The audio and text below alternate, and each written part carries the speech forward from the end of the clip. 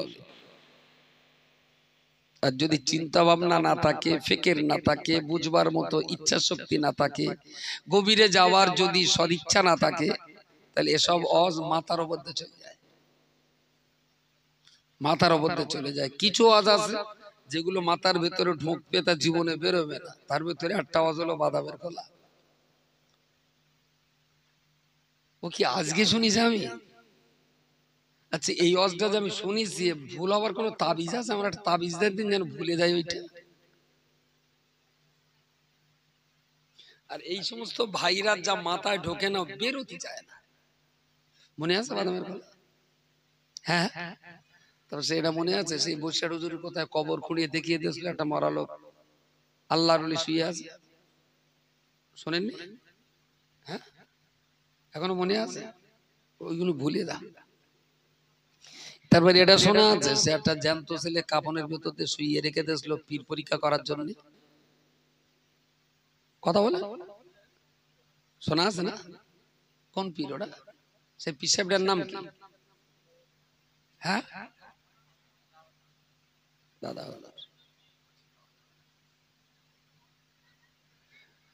এই সমস্ত অজগুলো শুধু শুনেই রেখেছে, আর কোনোদিন ভুল হয় না। আর এই অজগুলো এই 3টে 4টে যা বলবো, আর এরকম 3টে 4টে না, 38-40টা আছে। এসব অজ হলো বেজম্মা ওয়াজ। এ সমস্ত ওয়াজের একটারও বাপের ঠিক নেই, সব বেজম্মা ওয়াজ। আর ওই শুনি আর আমরা সুবহানাল্লাহ দেই খুব ভালো। ওই সমস্ত অজগুলো যদি সে পূর্ণ ক্যাসেট শোনা হয়, সুবহানাল্লাহ দেখবেন কিরাম পাশায় বাঁচতে হচ্ছে একবার, বিরাট জোরে জোরে সুবহানাল্লাহ। ভাত খাওয়ার আগে বিসমিল্লাহ বলে খাওয়া নিঃসন্দেহে ভালো। গোসল করার আগে বিসমিল্লাহ বলে গোসল করাটা খুবই ভালো। কাপড় পরার সময় একটু বিসমিল্লাহ বলাটাও খুব ভালো। তাই বললাম, খোকা তো তুমি সব কথায় বিসমিল্লাহ বলো কেন? তাহলে আল্লাহর নাম নিয়ে করি, যদি একটু বরকত দেয়।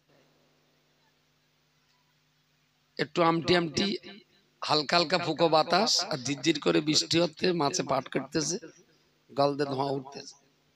আমি বলি, হ্যাঁ দাদি বিড়ি খাচ্ছিস? তাহলে একটাই রয়েছে, আমি তাই বিসমিল্লাহ বলে ধরি, যেন আল্লাহ একটু বরকত দেয়। বিসমিল্লাহ বলে ভাত খেলে তো ইমান পাকা হয়, যদি বিসমিল্লাহ বলে বিড়ি খায়। কথা বলেন, কথা বলেন। তোতে কি বরকত কিসে হবে? বিড়িতে বরকত হবে না জাহান্নামে বরকত হবে?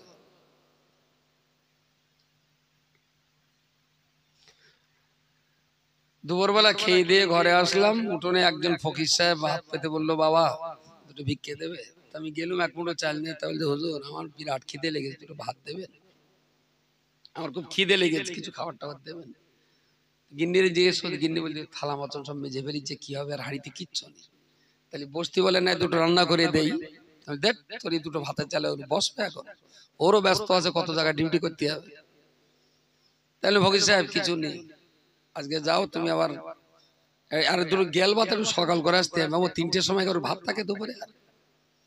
আমার গিন্নি তো আবার বড় মহাদ্দেশ, বললো এই দেখো, কোন ফকির মিসকিন বলো খালি হাতে ফেরাতে নেই। ফাআম্মাল ইয়াতীমা ফালা তাকহার ওয়া আম্মাস সাইলা ফালা তানহার। কোন ফকির ভিক্ষুক মাংনেওয়ালাকে খালি হাতে ফিরতি নেই বলে মাছের কাঁটা, আলুর খোলা, বেগুনির খোলা যা ছিল খানিকগুলো একটা ঠোঙায় দেবো, একদম একেবারে খালি হাতে না, এইগুলো দাও। তা ফকির হাতে দিলে ফকির তো খুব খুশি। ওখান থেকে একটু দূরে গিয়ে রাস্তার ধারে একটা কলে সুন্দর করে হাত মুখ ধুয়ে ফকির সাহেব বসেছে, এবার এইগুলো খাবে। একে তো খিদের জ্বালা এক জ্বালা, আর খাবার পাক্কা নিয়ত করে খুলে যদি এখন দেখছে এগুলো অখাদ্য, তখন উদারের জঠর জ্বালার যে কষ্ট বাড়বে না কমবে? আচ্ছা, ওই সময় সে আমার জন্য কল্যাণের দোয়া করবে না অকল্যাণের কথা বলবে? হ্যাঁ, খায় হওয়ার দোয়া করবে। আচ্ছা, কারণটা কি? নোয়া হাত পেয়ে চেয়েছিল, খাবে বলে তাই। আর আল্লাহ বলেছিলেন ফকিরকে খালি হাতে ফিরিয়ে দিও না। তা আমি কোরআনটা মানতে যে ওরে খালি হাতে ফেরাতে পারি না, কাঁটাকুটি হাট্টার গুলো দিল। আমি তো কোরআন মেনেছি, তো হাত তো খালি দেই, খালি হাতে ফেরালি তো মুশকিল। কোরআন মানা তো হচ্ছে নাকি? যে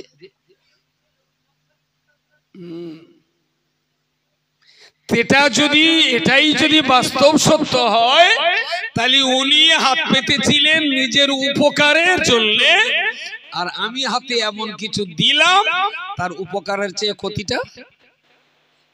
এখন এই লোকটা যদি দান নেওয়ার পরে বদদোয়া দেয়, তাহলে এই বদদোয়ার কারণে আমার কবরে আযাব হবে না শান্তি হবে? জোরে বলেন। তাহলে বাদামের খোলার কারণে আযাব হওয়ার কথা না আযাব বন্ধ হওয়ার কথা? আযাব হওয়ার কথা।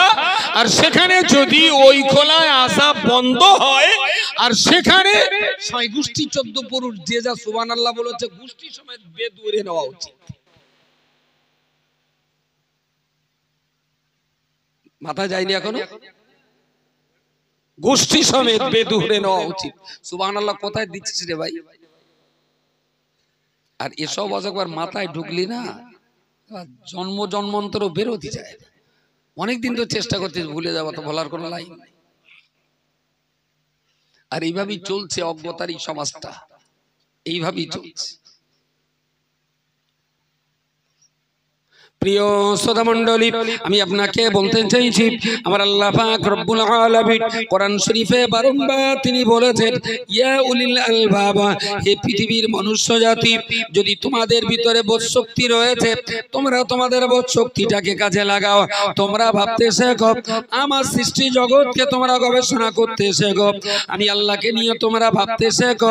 নিশ্চিত করে আমার আল্লাহ তিনি যা জগৎ সৃষ্টি করেছেন, আল্লাহকে আমরা দেখতে পাই না, আল্লাহকে স্পর্শ করতে পারি না, আল্লাহ পাকের কোন শব্দ আমরা শুনতে পাই না, কিন্তু যে আল্লাহ আসমান সৃষ্টি করেছেন, যে আল্লাহ জমিন সৃষ্টি করেছেন, যে আল্লাহ কাশ্মীর দেরাদুন সৃষ্টি করেছেন, রব্বুল আলামিন কোরআন শরীফের ভিতরে বলেছেন, উনসিরু ফিল আরদি, হে পৃথিবীর মনুষ্য জাতি, আমি আল্লাহ আমার সৃষ্টি জগৎকে তোমরা ভ্রমণ করে দেখো।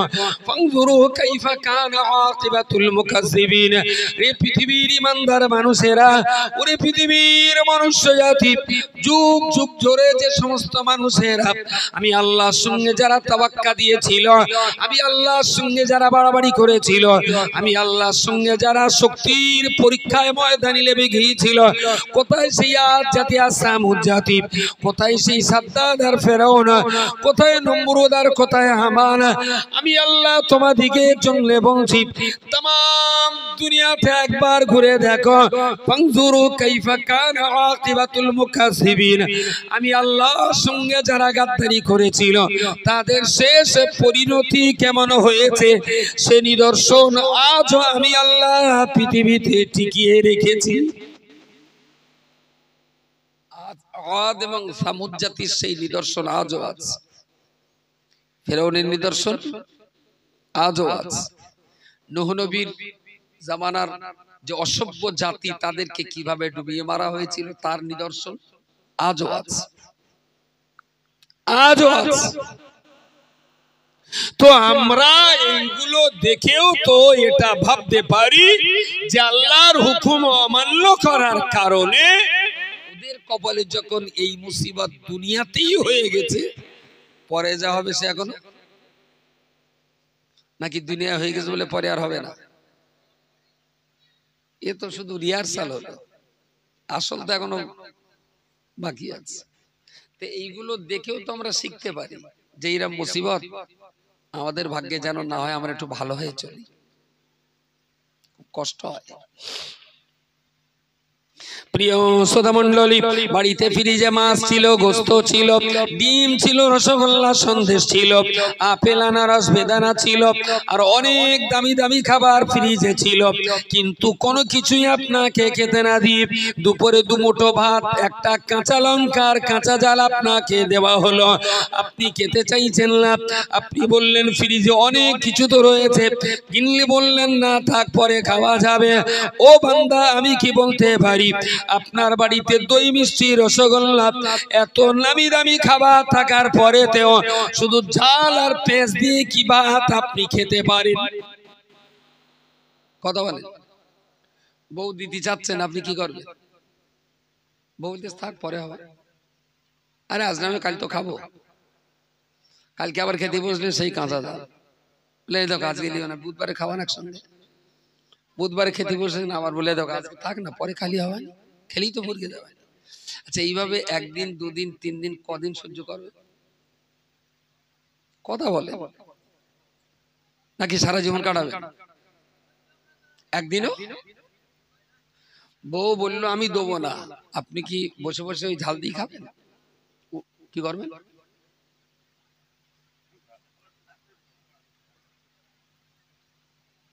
প্রিয় শ্রোতা মন্ডলী, তাহলে সামান্য 200 টাকা কিলো গরুর গোস্ত, 500 টাকা কিলো খাসির গোস্ত, 10 টাকা পিস একটা ডিমের দাম, 250 টাকা কিলো দইয়ের দাম, 10 টাকা পিসের রসগোল্লা, মাত্র এই রকম দামি জিনিস আপনার ফ্রিজের ভিতরে বিদ্যমান। এইগুলো থাকার পরেতে ইলিশ মাছ আছে, ট্যাংরা মাছ আছে, 2200 টাকা কিলো ইলিশ মাছ। এই সব থাকার পরেতেও শুধু কাঁচা ঝাল আর পেঁয়াজ দিয়ে যদি ভাত দেয়, এটা যদি আপনার খেতে বড় কষ্ট হয়, আপনার যদি বড় কষ্ট হয়, গিন্নি না দিলেও ইচ্ছামতো একটা টাইমে আপনি হয়তো নিজেই ফ্রিজ খুলে দইয়া রসগোল্লা খাবেন। একটা টাইমে হয়তো গিন্নি ভেজে না দিলেও নিজে দিয়ে হয়তো ডিমটা এনে নিজেই ভেজে খাবেন। একটা টাইমে হয়তো ওই মাছ ফ্রিজে রান্না করেও আপনি খেয়ে ফেলবেন। এত সুন্দর দামি দামি খাবার ঘরেতে রেখে কাঁচা পেঁয়াজ আর কাঁচা জাল দিয়ে ভাত তো খাওয়া যায় না। ও মুসলমানের বাচ্চা, আপনার ফ্রিজে যা খাবার রয়েছে খুব দামি যদি হয়, আমি ধরে নিলাম 25,000 টাকা জিনিস রয়েছে, কিন্তু আপনার বাড়িতে একটা মহামূল্যবান সম্পদ রয়েছে। আল্লাহ পাক রব্বুল আলামিন কোরআন শরীফের ভিতরে বলে দিয়েছেন, নাহনু নাযালনায যিকরা ওয়া ইন্না লাহু লাহাফিজুন। আমার আল্লাহ কোরআনের ভিতরে বলেছেন হুদাল লিন-নাস। রব্বুল আলামিন কোরআন শরীফের ভিতরে বলেছেন তানজিলুম মির রাব্বিল আলামিন। ও বান্দা, বুকে দিয়ে কি বলতে পারবেন? আপনার বাড়িতে যে বাড়িতে কোরআন মওজুদ, ওই বাড়িতে কোরআন থাকার পরেতেও যে ওই বাড়ির মুসলমানেরা এখনো 5টা কলমা পড়তে জানে না, আজও সুবহানাল্লাহ দিয়ে নামাজ পড়তে হয়, এখনো দোয়া কোনো মুখস্থ হয়নি, এখনো ছেলেটা মেয়েটা বাকায়দা নামাজি হয়নি। তাই ফ্রিজের ভিতরে মাছ, গোস্ত, দই, সন্দেশ থাকার পরেতেও শুধু কাঁচা পেঁয়াজ আর ঝাল দিয়ে ভাত দিলে বউডারে যদি ঠাঙাতে হয়, যাদের ঘরের ভিতরে কোরআন মওজুদ অথচ কিছুই পড়তে পারে না, এদের ঠাঙানোর একওয়ালা বাস কোথায় পাওয়া যাবে? ইতিকাফ করলে হবে না, উত্তর দিতে হবে।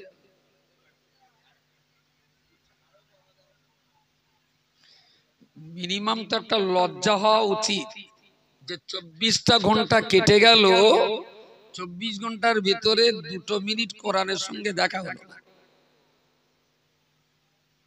24 ঘন্টায় শালার সঙ্গে কথা হয়েছে, সৌরির সঙ্গে কথা হয়েছে, ঘুম গেছিলাম, শাউরি একটু কানে কানে বলে গেল আঙ্গার ওকে একটু দেখো, সে ঘুমিয়ে পড়ে শাউরির সঙ্গে জিয়ারাত নসিব হয়ে গেল। বিকেলে গিয়ে চার দোকানে জিয়ারাত হলো, সন্ধ্যেবেলা ঘাসা করে জিয়ারাত হলো, রাত 10টার সময় বাড়ি গিয়ে খেয়ে দিয়ে শুয়ে পড়তেছি। কত বড় বেঈমান, বিশ্বাসঘাতক! 24টা ঘন্টা কেটে গেল, আল্লাহর কোরআনের সঙ্গে 2 মিনিট সাক্ষাৎ করার সময় হয়নি। কি মুসলমানের জাত! দেখ, যদি কেটে কুটে পারিস আবার কিছু করতে, তোরা তো এটা পারিস, খুব ভালো। আপনি আমারে বলে বোঝান যে আপনি তো মুসলমান কেন না? ইসলাম মানেন তাই। ইসলাম কি? কোরআনে সেটা লেখা আছে, আর এই কোরআনে আপনার জীবন জিন্দেগি, উত্থান পতন, হাসি কান্না, জয় পরাজয়, লাভ লস, জান্নাত জাহান্নাম, আল-ওয়াহদার সমস্ত কিছু আল্লাহ সুন্দর করে আপনার সামনে তুলে ধরেছেন। সবকিছুই দেখা হলো, 24 ঘন্টায় শুধু কোরআনের সঙ্গে সাক্ষাৎটাই হলো না। একটু বিবেকের দংশনটা হয় না যে আল্লাহর কালামের সঙ্গে 24 ঘন্টা দেখা করিনি, কোন লজ্জায় অক্সিজেনটা নেব? অক্সিজেন কি বাবার কোম্পানির তৈরি? অক্সিজেন আল্লাহ তৈরি। তাহলে যে আল্লাহ দেওয়া এই নিয়ামতে অজমা কোরআন শরীফটা 24 ঘন্টার ভিতরে 2 মিনিট দেখতে পারিনি যখন, ওই আল্লাহ দেওয়া অক্সিজেন আর নেব না। কোমরে পাথর বেঁধে সালা ইসামতিতে ঝাঁপ দিতে পারেন না যে কোরআন যখন পড়তে পারি এই পৃথিবীতে আর বাঁচবো না? প্রিয় শ্রোতা মণ্ডলী, মনে রাখুন একটা জমানা আমাদের দেশে এমন ছিল যেদিন পড়ার ইচ্ছা থাকলেও পড়ানোর মানুষ ছিল না, পড়বার ইচ্ছা থাকলেও টাকা পয়সার বড় অভাব ছিল, পড়বার ইচ্ছা থাকলেও অনেক মানুষ পড়তে পারিনি। ওই যুগের মানুষেরা নিশ্চিত তারা ক্ষমা পাবার যোগ্য, ওরা নিশ্চিত ক্ষমা পেয়ে যাবেন। কিন্তু আজকে দিনে দাঁড়িয়ে হাত বাড়ালে হাফেজ পেয়ে যাবেন, মাওলানা পেয়ে যাবেন, একটু চেষ্টা করলেই মুক্তম মাদ্রাসা পেয়ে যাবেন। পড়ানোর মানুষের অভাব আজকে নাই, কি সুন্দরভাবে পড়ানোর ব্যবস্থা রয়েছে। কিন্তু দুর্ভাগ্যজনকভাবে এই মুসলমান খাবার টাইম পায়, সবার টাইম পায়, ফেসবুক হোয়াটসঅ্যাপ চালানোর টাইম পায়, বাজারে আড্ডা দেওয়ার সময় হয়, ফেসবুক আপনার অনেক কিছু বাজে সময়, চায়ের দোকানে নষ্ট করার সময় হয়, সময় শুধু একটাই হয় না, আল্লাহ পাকের দেওয়া কোরআনুল কারীম এটাই শেখা পড়ার শোনার সময় হয় না। জীবনটা তো লিমিটেড, 60 বছর না 80 বছর কতদিন বাঁচবেন ওটা কিন্তু সুনির্দিষ্ট। লা ইস্তাখিরুনা সাআতাও ওয়া লা ইস্তাকদিমুন, কারোর জন্য 1 ঘন্টা দেরিও হবে না, কাউকে 1 ঘন্টা আগেও মারা হবে না। চূড়ান্তভাবে সুরক্ষিত এই টাইম, যার সময় সেই মরবে। এরকম ঘটনা বহুবার ঘটেছে পৃথিবীতে। মেয়ে হসপিটালে ভর্তি, 45 দিন চিকিৎসার পর সুস্থ হয়েছে। মেয়ে হসপিটালের বেডে শুয়ে তার আত্মীয়দের বলল, আমি তো কালকে আল্লাহ চাইলে কাল বাড়ি যাব, তো একটু আব্বার একটু আসতে বলিস, আমার যেন আব্বা এসে যায়। বিরাট শখ, কোচি মরার পর থেকে ফিরে এসেছে। তা হসপিটালই বললো, মেয়েটা আব্বার একটু বলিস, আব্বা যেন শর্ট দিয়ে যায়, আব্বা তো খুব ব্যস্ত মানুষ। ভালো তো ওর আব্বানে শুনে বিরাট আনন্দ, কোচি বলেছে আমার সঙ্গে বাড়ি আসবে, খুব ভালো।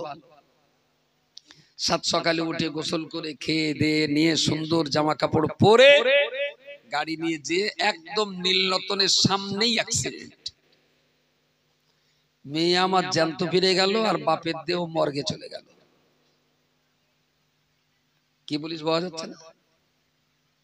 এরকম ঘটনা তো পৃথিবীতে এক আধবার না, হাজার হাজার ঘটনা আছে আমাদের সামনে, হাজার হাজার ঘটনা। এরপরেও মানুষ কি বোঝে না আমার জীবনের সময়ের মূল্য কত? এ তো লিমিটেড টাইম, এ তো অঢেল টাইম না, এটাও তো একটা লিমিটেড টাইম। একটা সেকেন্ড পার হয়ে গেল মানে আমার জীবন 1 সেকেন্ড কমে গেল, 1 মিনিট যাওয়া মানে 1 মিনিটই কমলো। তাহলে প্রতিনিয়ত আমি তো মৃত্যুর দিকে এগিয়ে যাচ্ছি। প্রিয় শ্রোতা মণ্ডলী, মনে রাখুন আমি আপনাকে বলতে চাইছি, আল্লাহ পাক রব্বুল আলামিন বড় দয়া করে, ইহসান করে, মেহেরবানি করে আমাদিগকে ইসলামের ঘরে পাঠিয়ে দিয়েছেন, মুসলমানের ঘরে পাঠিয়ে দিয়েছেন বলে আমি আব্দুল মাতিন হয়তো আজকে ওয়াজ নসিহত করতে পারছি। আল্লাহ পাক রব্বুল আলামিন আমাকে যদি বাউনের পুরোহিতের ঘরে পাঠাতেন তাহলে তো আমাকে ঘন্টা বাজিয়ে পুজো দিতে হতো।